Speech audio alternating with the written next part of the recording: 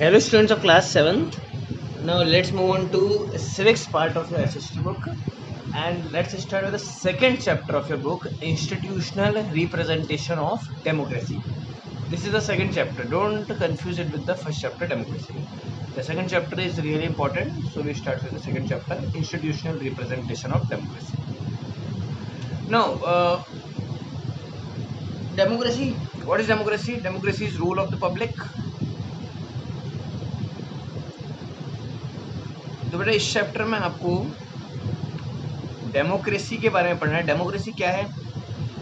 Voting होती है, चुनाव होते हैं, हम इलेक्शन में पार्ट लेते हैं, हर पर्सन को इलेक्शन में पार्ट लेने का राइट है ना। जो रिप्रेजेंटेटिव चुने जाते हैं, जिन नेताओं को हम चुनते हैं, वो पब्लिक के द्वारा ही चुने जाते हैं, ठीक है।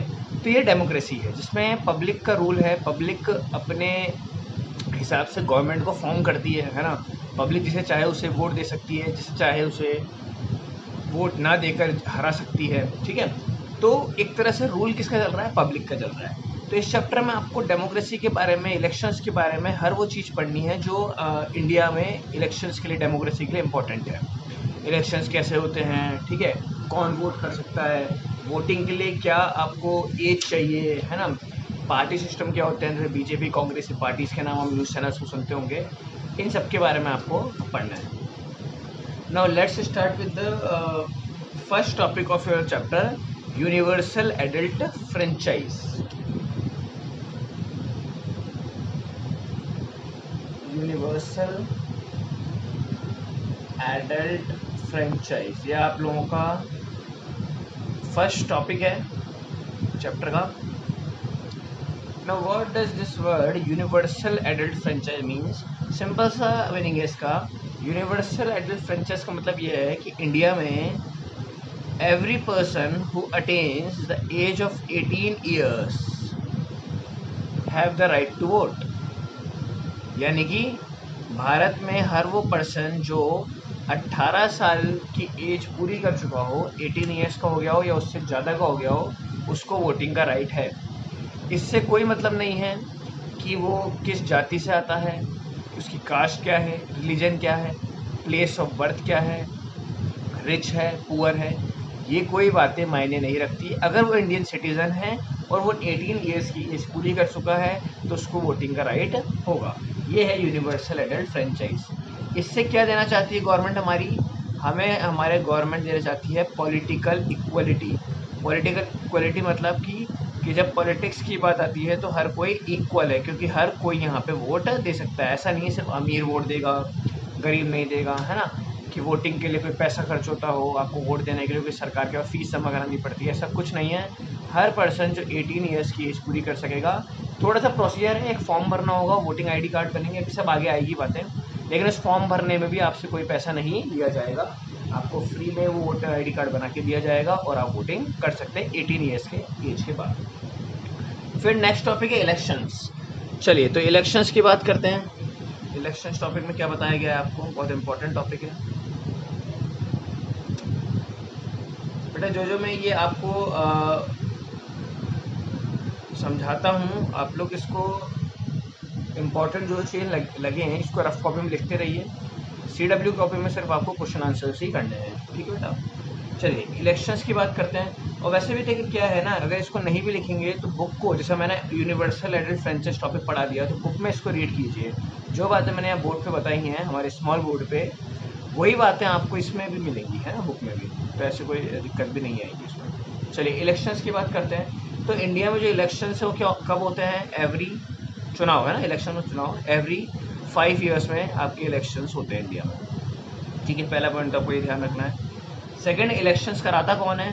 तो इलेक्शन कराने के लिए एक गवर्नमेंट ने एक संस्था बनाई है, उसका नाम है इलेक्शन कमिश्नर। क्या नाम है?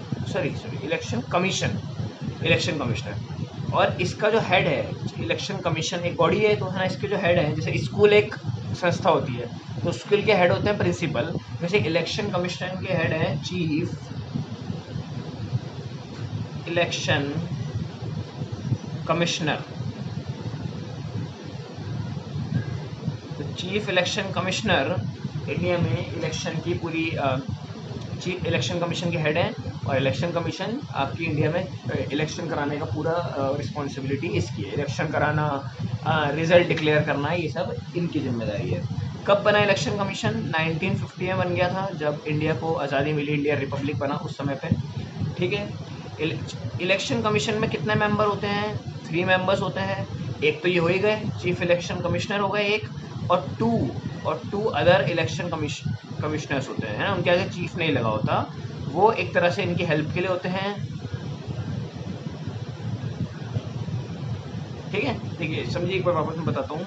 भारत में इलेक्शन हर 5 ईयर्स में होते हैं। कौन कराता है? इलेक्शन कमीशन कराता है। कब बना इलेक्शन कमीशन? 1950 में। इलेक्शन कमीशन में हेड कौन है? चीफ इलेक्शन कमिश्नर, और इनके अलावा 2 और इलेक्शन कमिश्नर उनकी हेल्प के लिए होते हैं। ठीक है, एक तरह से इनके सबऑर्डिनेट है ये। तो 2 इलेक्शन कमिश्नर हैं, उनके बॉस कौन है? चीफ इलेक्शन कमिश्नर है। ठीक है, इसका स्क्रीनशॉट बेटा इसको लिख लीजिए, स्क्रीनशॉट लीजिए या अभी रफ में लिख लीजिए पॉज करके। फिर बात करते हैं आगे अपन। तो आगे बात आएगी कि इलेक्शन कमीशन क्या करता है? डेट्स अनाउंस करता है इलेक्शन की।